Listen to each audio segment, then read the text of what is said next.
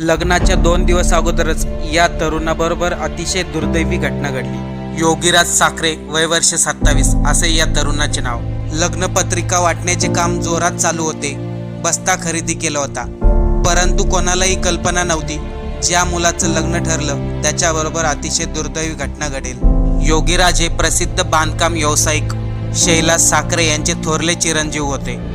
त्यामुळे लग्नासाठी मोठे मंगल कार्यालय बुक केले आणि घरामध्ये सर्वीकडे आनंदाचे वातावरण। योगीराज आणि त्यांची होणारी पत्नी देखील खूप आनंदात होते। परंतु काल रात्री योगीराज आपल्या घराच्या अंगणामध्ये फोनवर बोलत असताना अचानक चक्कर आली आणि खाली कोसळले। घरच्यांनी त्यांना तातडीने हॉस्पिटलमध्ये दाखल केले, पण तोपर्यंत उशीर झाला होता। डॉक्टरांनी योगीराजचा उपचार करण्या अगोदरच 27 वर्षीय योगीराजला मृत घोषित केले।